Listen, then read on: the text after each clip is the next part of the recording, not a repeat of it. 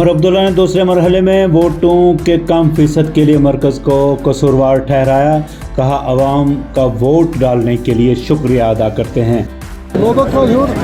क्योंकि बॉयकॉट का कॉल था नहीं, कहीं से हमले नहीं हुए, कहीं से वोटरों को दबाने और धमकाने की कोशिश नहीं की गई। लेकिन मुझे लगता है कुछ हद तक इसमें मरकज़ की हुकूमत का भी कसूर है।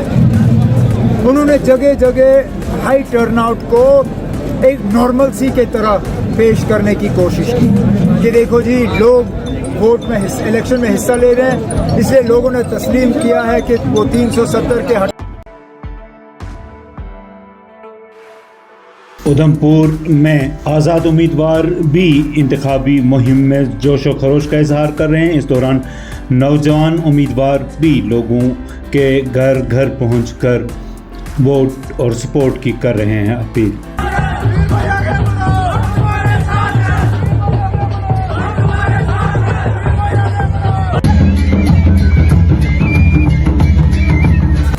खाना पीना मैं किस नहीं चली रहा और मारो लिया सिर्फ एक मुद्दे की आधार नहीं बनायो, लेकिन निकालने का कि ये शायद इतिहास की सब तो बड़ी घटना शामिल होगी कि ये काल्पनिक हकीकत वाला लग रही, लेकिन 50 में लग रही जिसमें शायद बड़ी जमीन करना फिर सीआरपीएफ की 133 बटालियन ने बदरवा के दूर दराज गाँव में मुफ्त तिब्बी कैंप का किया इनेकाद। सैकड़ों मरीजों का तिब्बी मुआयना करके मुफ्त अद्वियात फराहम की गई।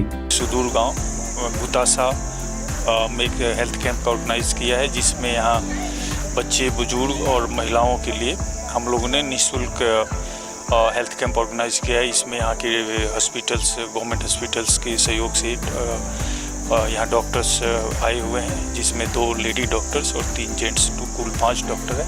हम लोगों ने यहाँ हेल्थ कैंप फ्री में जांच किया सभी का और निःशुल्क दवा उपलब्ध कराए। यहाँ लगभग हज़ारों की संख्या में मरीज आए और यहाँ उनको निःशुल्क।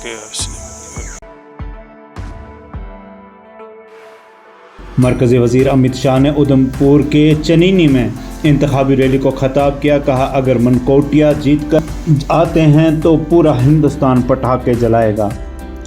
दोनों हाथ उठाइए, विजय के संकल्प की मुट्ठी भीजिए और जोर से बोलिए, जय श्री राम, जय जय श्री राम, भारत माता की वंदे वंदे वंदे।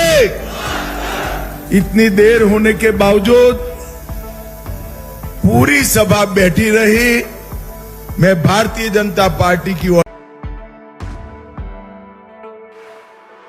बीजेपी के लीडर ने श्रीनगर में ज़राए अबलाग के नुमाइंदगान के साथ की बात। कहा, बीजेपी अपने बलबूते पर हुकूमत बनाएगी। पुरअमन रहे और कोई वायलेंस नहीं हुई, कोई इंसिडेंट नहीं। जिस तरह से पहले इलेक्शन के दौर में धमकियाँ मिलती थी या बम गिरते थे, गोलियां चलती थी या बाइकाट की कॉल होती थी या हड़ताल की कॉल होती थी, आज ऐसा कुछ भी नहीं है। आज लोग डेमोक्रेसी को एंजॉय कर रहे हैं और डेमोक्रेटिक सेटअप को लोग पसंद करते हुए आज बाहर निकले और वोट डाला। ठीक है, कहीं जगहों पे तो खासकर श्रीनगर शहर में अगर कम ही परसेंटेज रही, लेकिन विदाउट प्रेशर, विदाउट कोई धमकी, विदाउट कुछ सारे लोग निकले और उन्होंने वोट किया। ये डेमोक्रेसी की जीत है। जिस डेमोक्रेसी की बात कर रहे हैं हम, जिसको इंडिया को मदर ऑफ डेमोक्रेसी कह रहे हैं लोग। सुनील डिम्पल समाजी कारकुन ने जम्मू में ज़राए अबलाग के नुमाइंदगान के साथ बात करते हुए कहा कि दूसरे मरहले में बड़े फीसद ने वोट डाले, इसके लिए वो मुबारकबादी के मुस्तहिक हैं। कि लोगों ने भारतीय जनता पार्टी को नकारा है और जिस तरीके से पहले फेज की टर्नओवर 70, 75, 80% से भी ज्यादा वोटिंग हुई और आज कई इलाकों में, पीर पंजाल में, दूर दराज के इलाकों में 50, 55, 60% से भी ज्यादा वोटिंग परसेंटेज निकली है। यह साबित हो गया है कि भारतीय जनता पार्टी पिछड़ रही है और पीछे रह।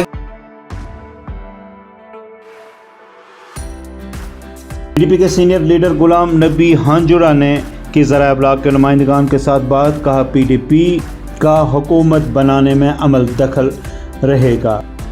उसके बाद यहाँ की अस्पतालों की हालत ख़राब है, सड़कों की हालत ख़राब है, पानी नहीं मिलता है। तो हमारी प्रायोरिटी रहेगी एक तो पहले ये जो बेरोज़गारी है इसको ख़त्म करना, दूसरा यहाँ जो बिजली फ़ीस है इस वक्त 2000 तक पहुँच गया है। तो हमने मंशूर में अपने कहा है कि हम 200 यूनिट मुफ्त देंगे बिजली का, और जो पानी का जो इन्होंने ये फीस शुरू किया है उसको हम ख़त्म करेंगे, पानी मुफ्त मिलेगा लोगों को। और बाकी सड़कों की हालत, अस्पतालों की हालत, स्कूलों की हालत ये हम बेहतर करेंगे इंशाल्लाह।